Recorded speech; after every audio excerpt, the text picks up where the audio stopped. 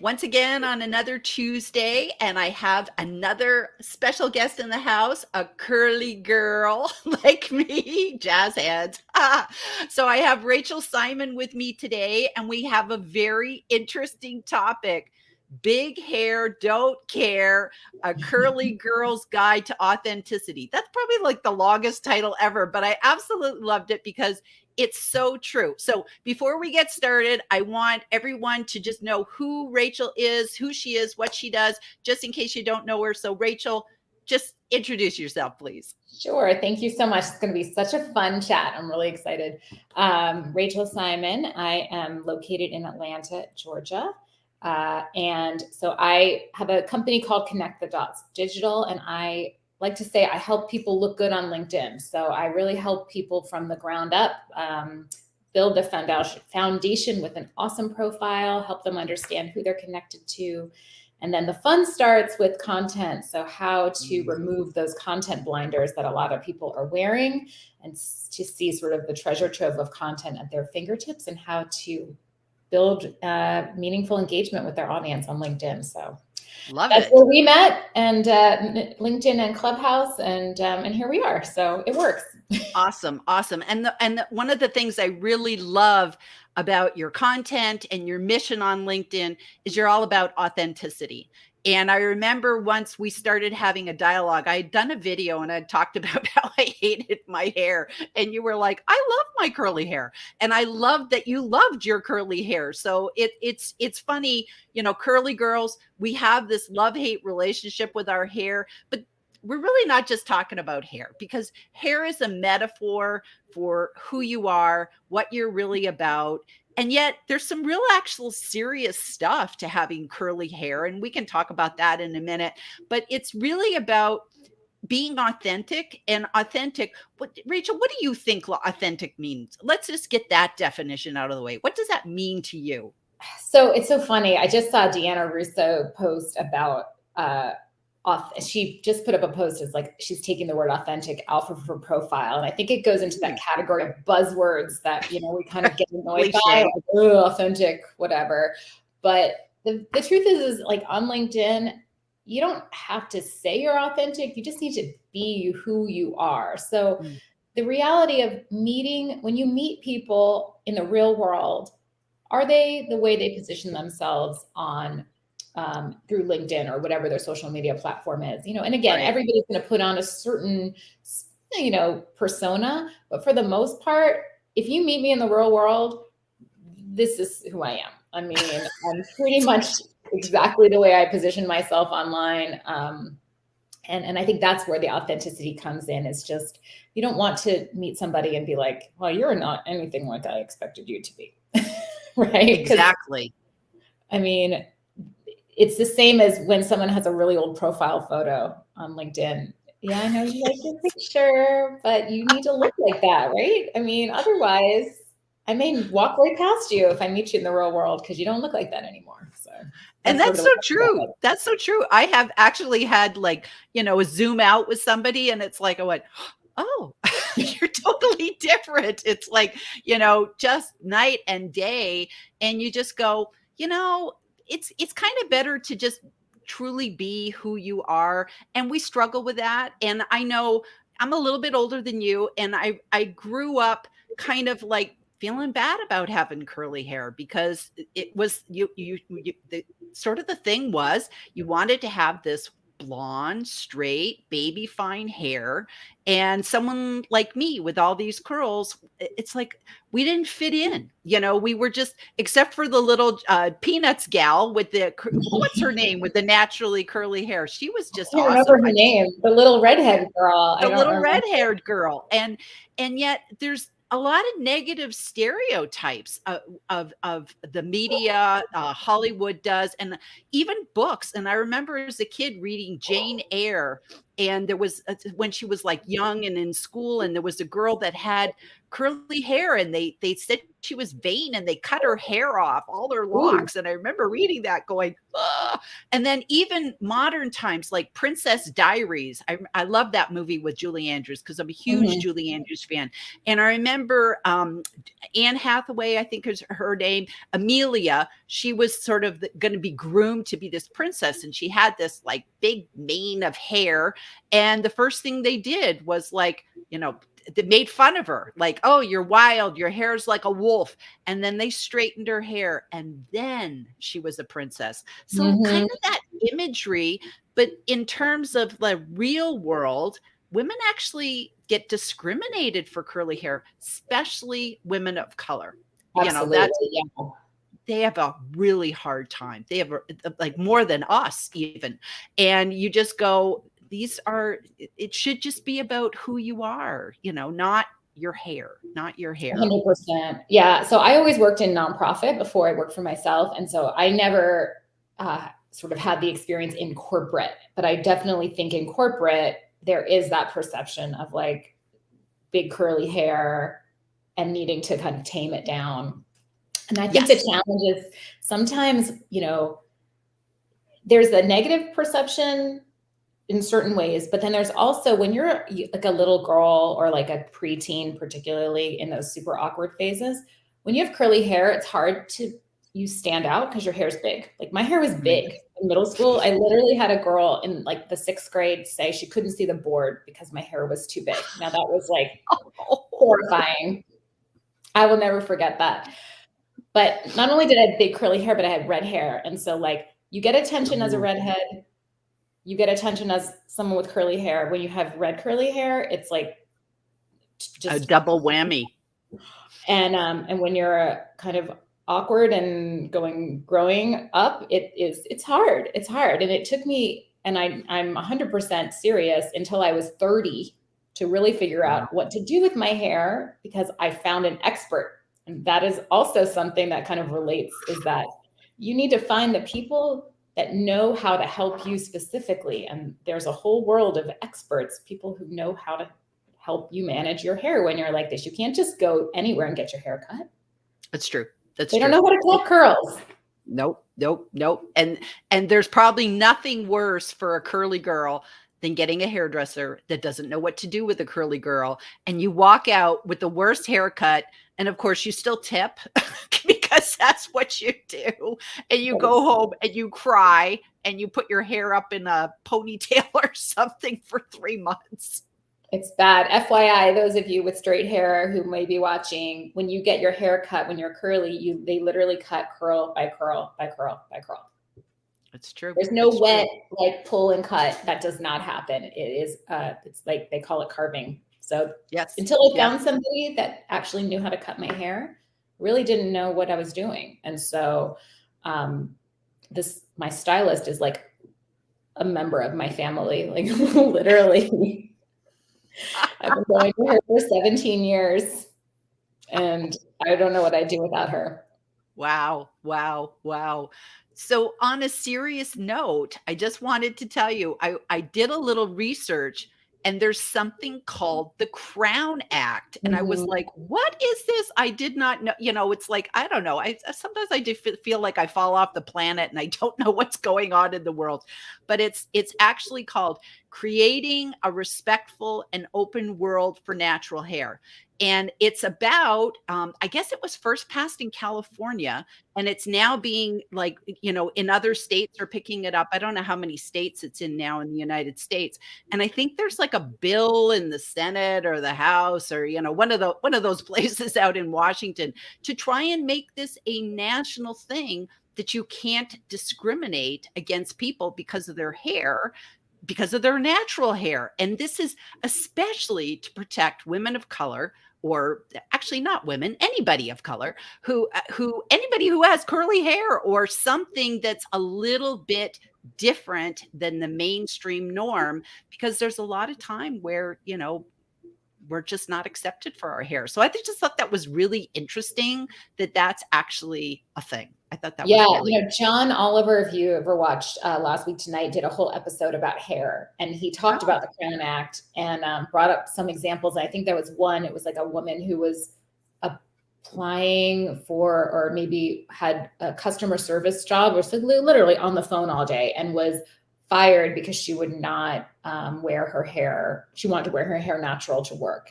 And Wow. he was like, she's on the phone all day. I mean, does it really matter? It shouldn't matter at all, whether you're customer facing or not. But it was a really interesting episode all about natural hair. And he did mention the Crown Act. Wow, wow. And I another thing I came across when I was kind of doing some research was I found this study which just came out last year called The Natural Hair Bias in Job Recruitment. And they said, and this was specifically for women of color, that women who have naturally curly hair are less likely to get the job. They actually have like done that research. They're less likely to get the job. So it makes you, if we have any recruiters listening in on this, this is just something that's real. It's happening. It's out there, and stop it. Stop it. This kind of came, yes. This was something that I had my eyes open to maybe 2 years ago, where I started working with a woman, a Black woman who worked in corporate. I was helping her with her LinkedIn. And she talked to me about how she had to wear her hair straight to work all the time. And she loved COVID because she could wear her hair curly and it didn't matter. She was on Zooms. Her, office didn't care. But when she needed to go into the office, she felt like she had to present herself in a certain way. And I really had no idea. It was very eye-opening for me. And I was like, that's crazy, especially for somebody, again, like my hair's shorter now, but it used to be to here. So I had this giant mane of like hair. I never would have considered having to straighten it going into work. I was like, This is just my hair. No. Here it is. And we talked about this earlier, but Michelle Obama, when she was the first lady of the United States, you think, okay, who's more powerful than the first lady of the United States, right?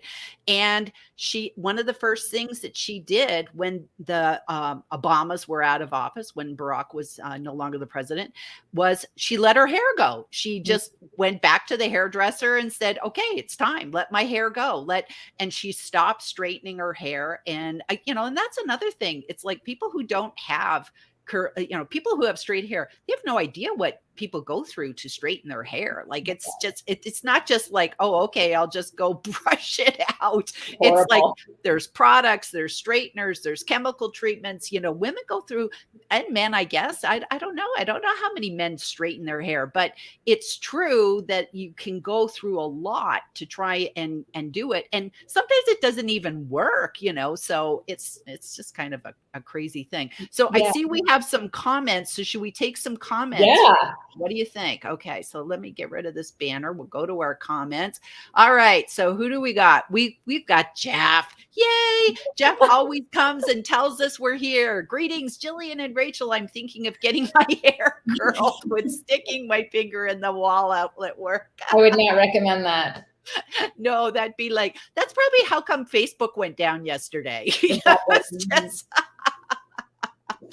So we've got the lovely Tegan. Shout out to curly hair. My hair is naturally curly, but I always pull it back or straighten it. So that's interesting because I think that's a lot of go-to moves with a lot of women, that it's just sometimes it's just easier. You just feel, it's just that idea of like, maybe this doesn't look professional. So, I don't know, but thank you, Tegan, for sharing that. Don't do that. Thank you. It would make me look like Frankenstein. Hi, Gillian and Rachel. I love your curly hair, and I wish I had curly hair too. And isn't that always the funny thing, that whatever we have, we want, like Tina is really what I always wanted to be like. And my mother actually had blonde, baby fine, straight hair. It was just beautiful. And she prayed to have not really prayed, but she really hoped she'd have a little girl with curly hair because my dad had curly hair. And, and here I hated it. And I remember when I was 8, I cut off all my curls. I just wanted to, be in the school picture without the curls, and I cut them all off, and darn it, they grew back. So there was not a lot you could do. Great to see you both. You're right, Rachel. You don't need to tell the world that you're authentic. In fact, the people who do give me cause for doubt. So yeah, that's true. That's true. It's like, just kind of be yourself, right? Everyone else is taken. I think one thing, I've got the shortest hair in the room. That's for sure. Tina commented on my post I put up about this, and I was like, I've always wondered what it was like to have to own a hairbrush. Like, I don't have a hairbrush. I've never owned a hairbrush. No, me Really, neither. you don't brush your hair. I No. mean, if I brush my hair, It's fingers. it would be so humongous. It would be just the worst. You don't want to see me brushing my hair. That's a funny thing. Yeah, I don't own a brush either. A comb, but it's like gigantic teeth, like a big tooth comb, and fingers. Fingers are how you curl that hair. And you're right, with the brush. And oh gosh, I don't even curling irons. That's funny. I don't know a curling iron because it would straighten my hair. It would do the reverse. It would do the reverse. Hello. Oh, curly red hair is the best nowadays. Yes, you need a curly hair expert. It's so true. And who's the Disney princess that had the curly hair? The red. Oh, curly it's the girl, that movie Brave. Remember that movie Brave? Yes. Yeah. So like, yeah, that's always my go-to when someone's like, who's your Disney, princess? avatar? And I was like, well, this one, obviously. I mean, because she has like this massive amount of hair. Like I said, it used to be longer. I've cut it short 4 times, I think, in my adult times, and I will never cut it again. The last time I cut it, I immediately regretted it. And It takes forever. It does to grow. It does. Luckily, the really awkward time was during like that peak of COVID, so I didn't really see too many people. But it's not pretty growing out, not at all.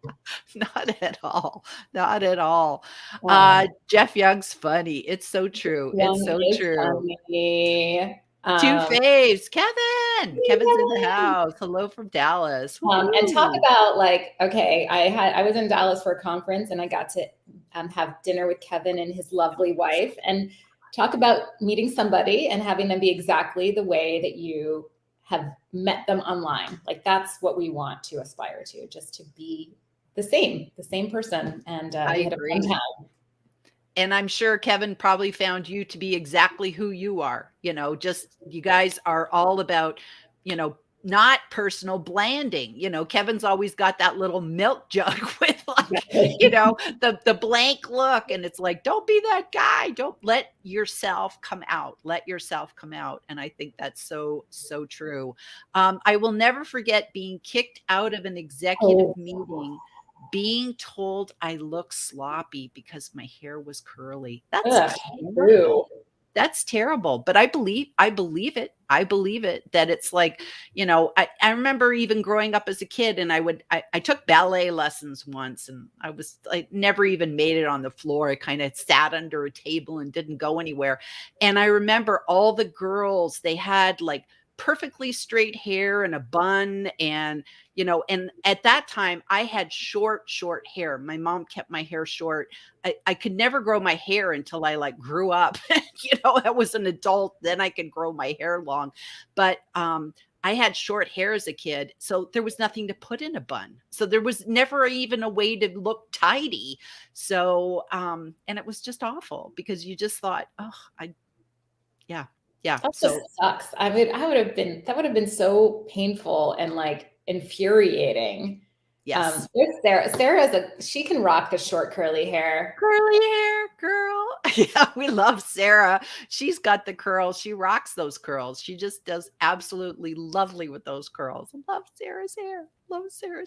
I know. It's hard to be able to pull off the short. Like, even my daughter was like, please don't ever cut your hair again, Mom. I was like, okay, I promise. Yep. Well, and I remember having short hair. It's like a lot of people thought I was a boy. Like when I was a little girl, and it was just like, I'm not a boy, I'm a girl. But it's like people just assumed short hair, that you were a boy. And so it's just like, So I always wanted the long hair, and I'm sticking to it. Tags are not working for me right now. Hope it is for others. I've messed up by putting that finger in the outlet. Oh, that's nice. That's nice that Kevin wrote that. That's nice that Kevin wrote that. And John Asperian talks a lot about being congruent in content DNA. That's absolutely true. That it's like, You want to be the same wherever you are, whatever you're doing. It's so important. It's so important.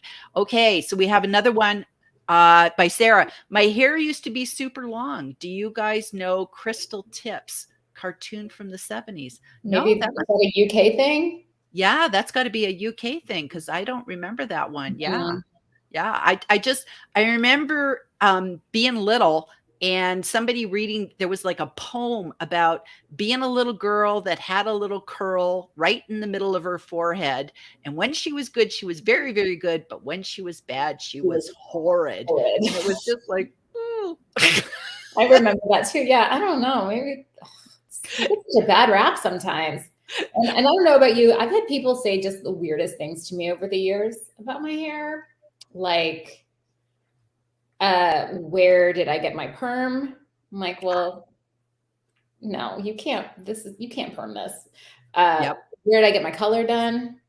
Nowadays, I need a little bit of help with my color, but that's just from aging. And then sometimes people will make comments that are just on the edge of creepy when it comes to curly hair. I don't Like know. what? Like Like, what? I really like your hair. Like, okay, That's creepy. thank you. Yeah. So usually that comes from some men. I don't know. They're just it's like a compliment, but like a bit of a creepy compliment a little bit. Yeah, Yeah. a creepy one. And I thought I've had over the years many people that reach out and touch my hair. Yes, that too. Please don't do that. You're just like, okay, this is what you don't do. It's kind of like pregnant women. We don't want you touching our bellies when No, we're we don't want to do pregnant. that. But it's like I had a woman once and she said, oh, she says, can I touch your hair? And she's like, it reminds me of a poodle. Oh my God. And it was just like, okay. Now Thank I you. feel really creepy, That is and I've had people say, kind of, where did you get your curls from? And it's just like genetics. my parents. Yeah, that is, people just say weird things. I don't know. It's in that same vein of like that they think when you're pregnant, they can say or do anything to you, like tell you how huge you are. That's not super nice either. That's right. Of course, nothing's worse than telling a woman, are you expecting? And she's not. You're just like, oh gosh. Yeah. Now we've totally blown it. So, okay. So what recommendations could we get? So if we move beyond the curly hair stuff, what recommendations could we get about letting, some of that stuff come through sort of our natural authenticity without saying authenticity? How do we let that come through in our content on LinkedIn? What do you suggest, Rachel? Well, I think it's like thinking about what it is that what's your specific topic that you talk about, right? I mean, you're obviously talking all about how to show up, on video and all the various video tips. And I'm talking a lot about LinkedIn. But if I only talked about that, I think people would be kind of bored with my content. Yep. So thinking about what's the bigger circle around that central topic, and then what goes into that. So how can I show some fun sides of me, that will get people to kind of connect and engage through various things. And so some of the ways that I've done it, some of the kind of posts I've shared over the last year that kind of fall into that category is I did one earlier this year about, and I love karaoke. Karaoke is so fun. How my content strategy is like in line with my karaoke strategy, right? So there's like the posts, the starting ones, like the ones that are easy and comfortable, like the warm up. And then like the ones where the songs that a little bit of a stretch, but I'm still comfortable. And then there's like the big swings, right? And same thing with content. You've got the spectrum of things from this is what I'm really comfortable talking about. And now I'm going to for me, video would be on this side. Like I'm going to take a leap and do something that's a bit out of my comfort zone. So that covers two things, right? It's talking about content and how to share content on LinkedIn, but then you're getting the little behind the curtain that I'm a karaoke fan. So things like that, I think, are ways to kind of pull back the curtain. You can also just do it by the way you comment on people's posts, right? Showing your personality in your commenting strategy. showing your sense of humor, like just the way you look at the world or approach things, that all kind of builds into the persona that you create and that you're showing through your content on LinkedIn. It's just kind of, again, speaking and posting in a way that you normally would if you meet somebody in person. So I love it. Yeah, that's why I look at it. I love it. It's sort of like John Asperian. Like whenever he posts, he just comes across as being cheeky and fun.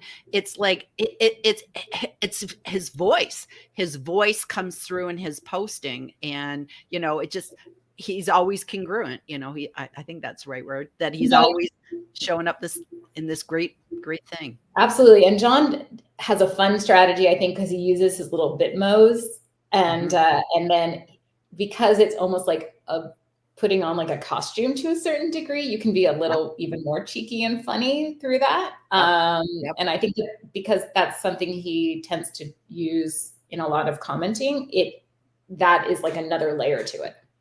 Yep. And we both do it, because I know you have a Bitmo and I have my Bitmo Gillian. And it's like sometimes she can be like a little bit of like a mini me and alter ego. It's like Bitmo Gillian can get away with some stuff that I can't do. How did she get her Friday shirt though? How did you do that? Not telling. Actually, John did it for me. John did it for me. So he'll have to add that as a service. We'll have to put that on his page, his service of doing that, because he's just like so incredibly talented. And then once he did it, I was able to manipulate and start. I kind of got, okay, I can figure it out. So I was able to figure out how to do the whole thing myself too. So I got a couple of little Bitmos too, but it makes it fun. And I have like a little folder of like my Friday Bitmos. So when a new person comes on board, gets shouted out, I can kind of like, I got the champagne one and me and the dog and all that sort of stuff. I was jealous because I put like a new outfit on my Bitmoji, and the choices are pretty lame, I gotta say, in the app. Like, I don't want to dress up like an Easter bunny or like, there's a lot of maternity ones. I don't exactly know why there's so many. So I'd love to like have a Friday shirt for mine. Cool. Hint. Well, hint, John. So John's going to go, oh no, now I've got a whole other thing they want. So one thing I wanted to ask you, because this is a part of your brand that I think is like kind of really, really special, is the haiku. You do these haikus. Is it every Monday? Like you kind of got like a theme going. What's that about? Yeah. So I think I decided, like, I don't remember what prompted it. I feel like maybe I had a Monday where I was like, I have no idea what to post. And I like had this idea to write a haiku because they're kind of fun and quick. And I was like, this is a good Monday post, because Monday can be just a little tough, like coming off the weekend of like, what do you want to share? And so I started writing one every Monday, and they're really fun. And I like them because they are quick, but they do require being, you have to be very deliberate with how you write it. And so I'll literally be like in the shower, like counting out syllables on my fingers, being like, nope, that won't work. Like, I think about it. And I haven't missed a Monday, I think, in like 2 or 3 months. So, and then I found this whole world, like this whole group of people that are into haikus. And so then my favorite is when somebody responds in a haiku in a comment. That's just awesome. Wow. So what's the formula for a haiku? I don't even know the formula. 5-7-5. So it's 3 lines, 5 syllables, 7 syllables, 5 syllables. Wow. So there's no rhyme to it. It's just a syllable. And so, and then I test out how I post it. So sometimes I'll just post it as a text. Sometimes I'll create it as a JPEG. Sometimes I'll create it as a PDF and see a document post. So like to see, is there any difference in the way it's received? It's kind of all over the place. I haven't really found one that works better than the other, but I found them to be really fun to make and think about. Like sometimes they're LinkedIn related. Sometimes they're just like on some random topic. Cool, cool. And, you know, it's kind of like Sarah Clay and I were talking about that last week on the live about having content and having kind of like purposeful themes. You know, like sometimes it's just really nice. It's like, I know I try to do a video post every Thursday. And it's just like, then I don't have to think. Like I still have to think because I have to make a video post, but it's like, it's nice to have those.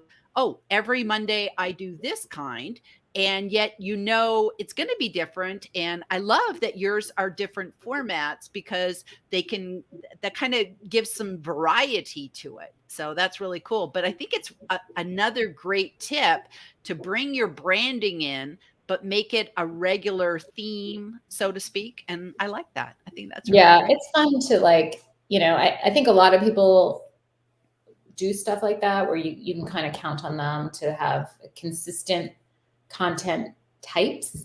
Right. And then it's both, you know, it's memorable. I guess maybe that's what I'm going for, like memorable. And some of them Right. are really elicit good conversation. Like I definitely did one on profile photos being old, because so many of them are old. If it's more than 5 years old, everyone, please get a new picture. Reach Right. out to John Cassidy. He'll get you a great headshot. There we go. There we go. That's a great idea. So it's at the 30-minute mark, so we probably should wrap this up. So do you have any parting words of wisdom, my curly girl sister here? Do you have any Let's words of see. wisdom? So just like I think success on LinkedIn when it comes to all this stuff, where it relates to your hair is know when to call in an expert. Make sure you have the right tools. So when it comes to your hair, it's the right product. When it comes to LinkedIn, it's just thinking about your, you know, all your content tools at your disposal, and just embrace it. Be you. If you're love your hair, love your big curls, whatever. Don't Love yourself. straighten your hair. If your boss tells you you're looking messy, whatever. What's their hair look like? I mean, maybe they don't even have hair. They're jealous. That's right. They might not have hair. And I love all that because it truly is a metaphor. Everything that you just said about curly hair applies to everything in your life, having experts, having the right tools. I love the metaphor. So it's absolutely perfect. Okay, well, this has been awesome. Thank you very much, Rachel, for being with us today. And we'll go ahead and sign off now. And it was great. It was It's fun. so Thank fun. you. Thank Okay, you. bye, Bye. everybody.